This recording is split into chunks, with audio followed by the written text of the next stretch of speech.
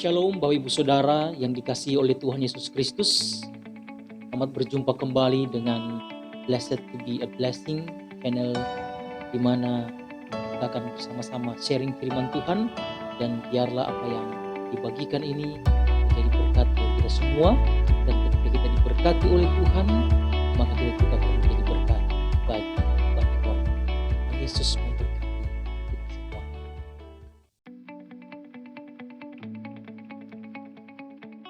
Bapak Ibu Saudara yang dikasihi oleh Tuhan, pada hari ini kita akan merenungkan kebenaran firman Tuhan yang terambil dalam kitab Amsal pasal 17 ayat yang ke-17.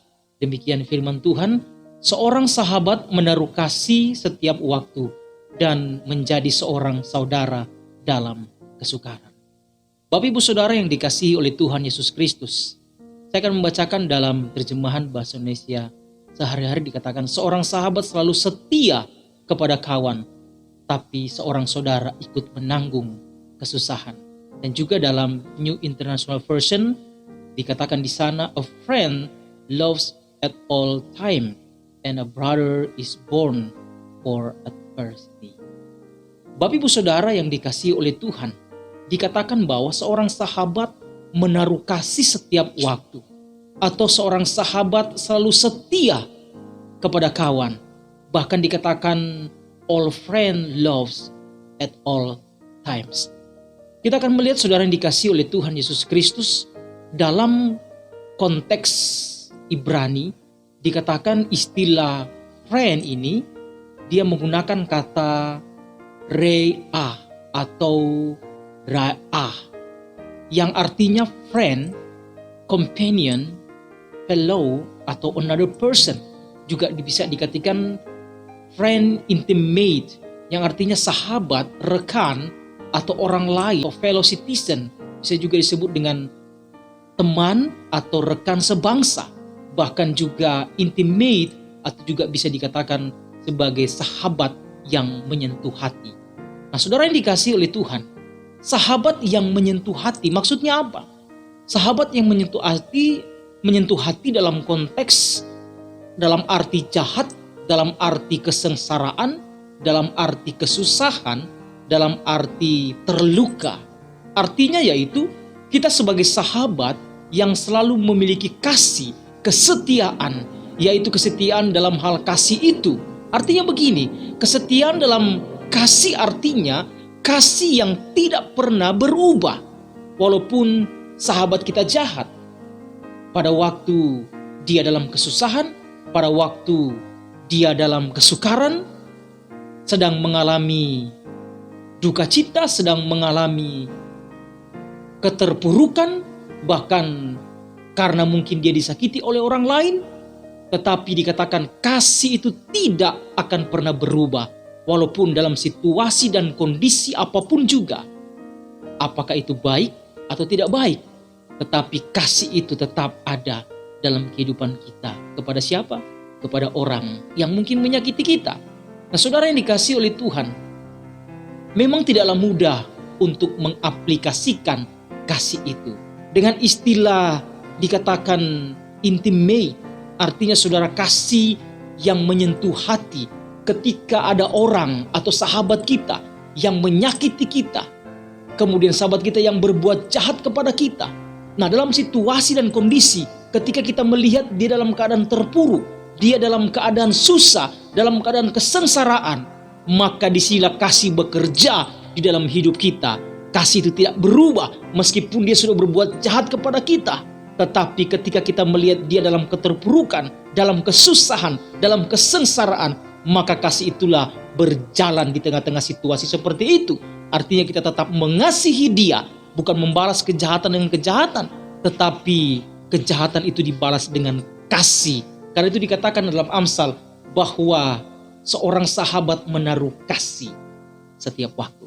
Nah, saudara yang dikasihi oleh Tuhan Yesus Kristus, menjadi sahabat sekaligus dikatakan menjadi saudara seiman dalam Tuhan Yesus. Saudara, istilah saudara diterjemahkan brother atau saudara laki-laki, atau brethren diterjemahkan dengan saudara seiman.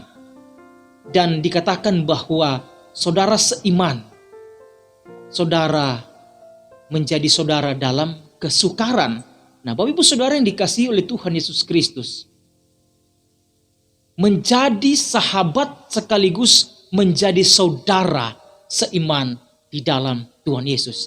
Istilah adversity diterjemahkan dalam bahasa Ibrani yaitu sharau, yang memiliki arti kesukaran, kesusahan atau gangguan, atau dikatakan menjengkelkan. Artinya saudara menjadi saudara di dalam adversity, di dalam kesukaran, di dalam kesusahan, di dalam gangguan, di dalam hal-hal yang menjengkelkan. Meskipun sahabat kita sangat menjengkelkan sekalipun, sangat buat sakit kepala kita, ya kan? Tetapi di tengah-tengah keadaan seperti itulah kita menjadi saudara. Karena apa? Karena kita adalah seiman di dalam Tuhan. Saudara yang dikasihi oleh Tuhan, dalam kesimpulan sementara, seorang sahabat menaruh kasih, kemudian menjadi saudara dalam kesukaran. Situasi apapun, kondisi apapun, tidak akan pernah merubah kasih itu bagi orang lain. Kasih kita kepada orang lain. Nah, saudara yang dikasihi oleh Tuhan, berbicara tentang kasih secara sederhana, apakah kasih itu?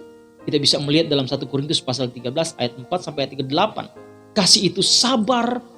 Sabar artinya bertekun, menjadi sabar atau long suffering atau panjang sabar. Kemudian saudara berbicara tentang kasih itu, apa yang disebut dengan sabar itu artinya kita menunjukkan bahwa kita ini memiliki kasih yang terus menerus dan selalu menyatakan kebaikan bagi orang lain. Kemudian kasih itu murah hati dan kasih itu baik hati. Kemudian kasih itu tidak cemburu, jealous. Artinya bahwa kasih itu tidak menjadi panas hati. Ada kebencian, ada iri hati, ada kemarahan, meluap dengan cemburu. Kemudian kasih itu tidak memegahkan diri sendiri dan tidak membual. Kasih itu tidak sombong. Kemudian kasih tidak melakukan hal yang tidak sopan, tidak angkuh, tidak kasar. Kasih itu tidak mencari keuntungan diri sendiri, tidak memaksa orang lain untuk mengikuti kemauan sendiri. Kemudian kasih itu tidak pemarah dan tidak menyimpan kesalahan orang lain. Juga tidak cepat tersinggung dan tidak cepat simpan dendam. Nah, saudara, kemudian kasih itu tidak bersuka cita karena ketidakadilan, tidak senang dengan kejahatan. Tetapi kasih karena kebenaran, hanya senang dengan kebaikan. Saudara, kasih itu menutupi segala sesuatu. Ia tahan menghadapi segala sesuatu. Kasih itu percaya segala sesuatu dan mau percaya akan apa yang terbaik pada orang lain. Nah, saudara, kasih itu mengharapkan segala sesuatu dalam keadaan yang bagaimana juga orang yang mengasihi itu tidak pernah hilang harapannya dan sabar menunggu segala sesuatu. Kasih itu sabar menanggung segala sesuatu. Kasih tidak berkesudahan, never fails, atau kasih tidak pernah gagal. Nah, saudara yang dikasihi oleh Tuhan, kalau kita memiliki konsep yang benar tentang kasih, maka saudara, kita juga dapat melakukan kasih itu dengan benar. Memiliki kasih itu setiap hari, bukan di hari-hari tertentu. Kasih tidak dibatasi dengan waktu, tetapi kasihlah yang mengatur waktu itu. Kasih tidak diatur oleh waktu, tidak dibatasi oleh waktu, tetapi kasihlah yang mengatur waktu yang ada.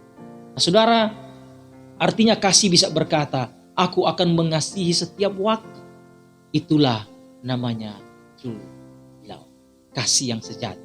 Kita kembali kepada pengorbanan Kristus. Kita kembali kepada kasih Allah di dalam Kristus Yesus. Bagaimana juga Yesus Kristus, saudara, karena begitu besar kasihnya bagi kita, dia mau disalibkan.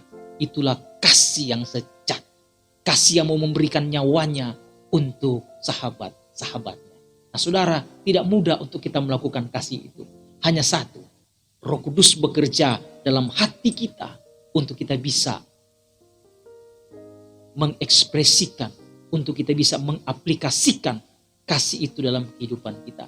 Tetap berdoa, tetap berjuang bahwa seorang sahabat menaruh kasih setiap waktu, kemudian menjadi seorang saudara dalam kesukaran. Dan biarlah kasih daripada Tuhan Yesus Kristus selalu menyertai dan memberkati kita. Terpujilah nama Tuhan. Tuhan Yesus memberkati kita semua.